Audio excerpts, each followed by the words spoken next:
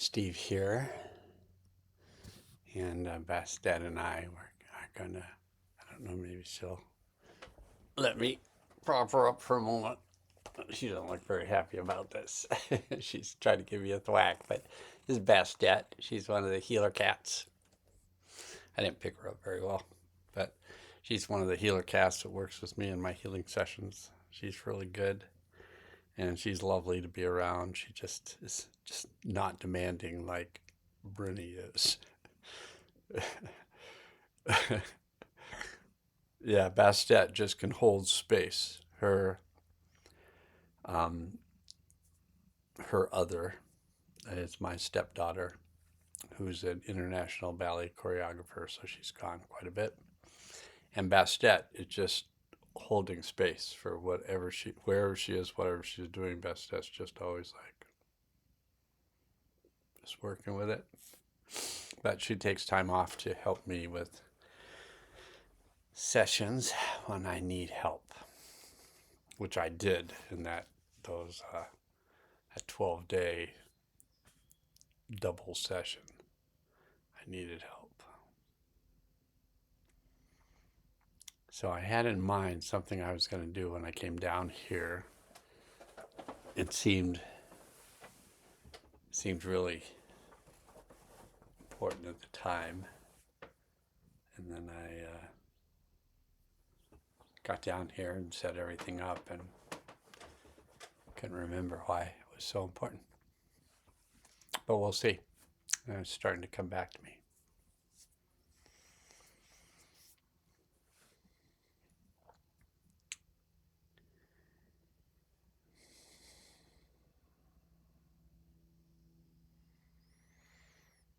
Okay, so there's a few things, and this is why it's useful for me sometimes to write out a script, go to the prompt, but I never stay on it. But still, it's useful to have it there because it can bring me back from whatever little side paths that I wander on. My life is a side path that I wander on. It is the path, but it's just not the path that most others are walking.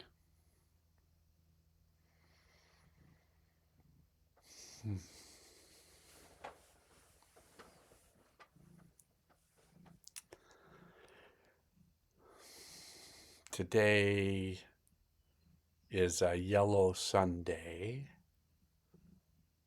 in the Mayan calendar. And my wife is a yellow sun, so this is her day.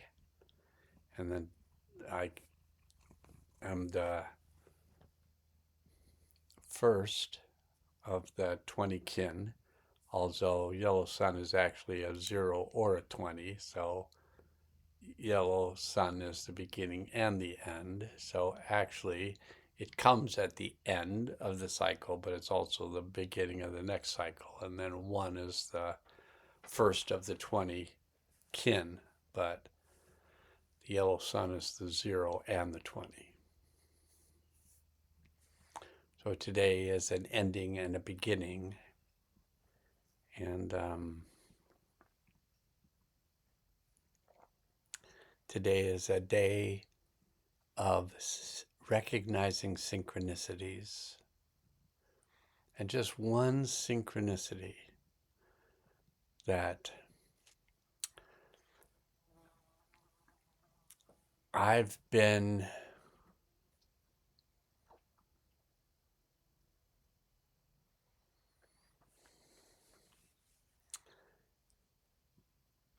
I have a neighbor, or a number of neighbors, but I have one neighbor who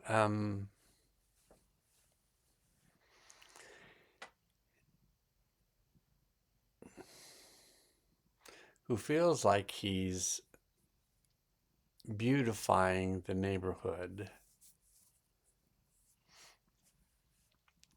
by removing the grass along the side of the road.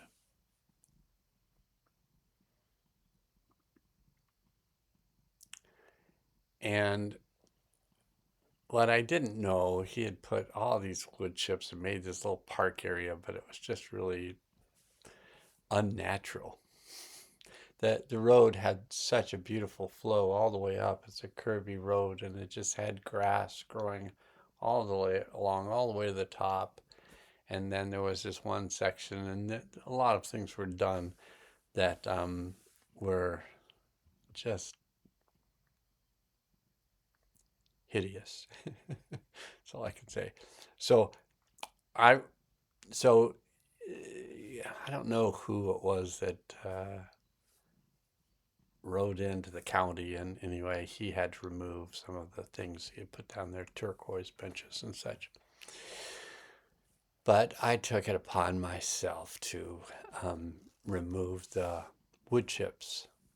And in the process of removing the wood chips, I discovered that a layer of wallpaper had been laid down over the entire area. And it was a good 40 foot by 15, 20 foot, 40 by 15, I would say, section of grass that had been covered in some type of metallic wallpaper to kill the underlying grass, and it had been covered with wood chips. So you couldn't see the wallpaper, but once I took the wood chips off, there was the wallpaper. And that was kind of sticky and hard to get off. And it was just weird.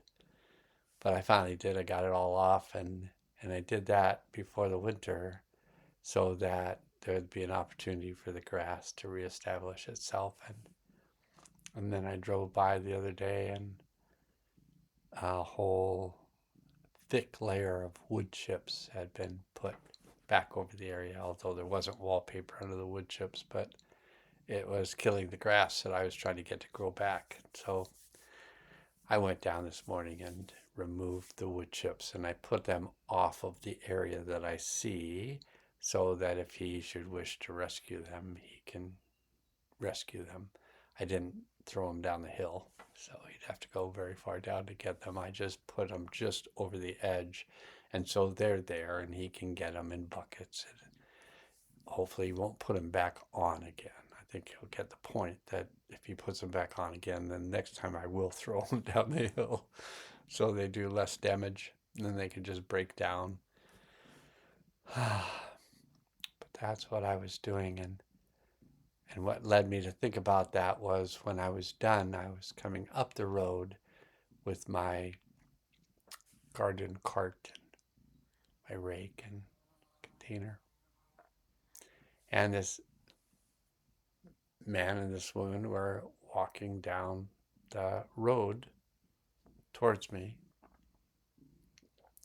And the man goes, "Hi, Steve." And he's not one of my neighbors. And I'm like, "Hi, whoever you are." And he said, "It's Doug." I was, steering the parking at the spiral labyrinth that took place last week. And he was there with his daughter, and we ended up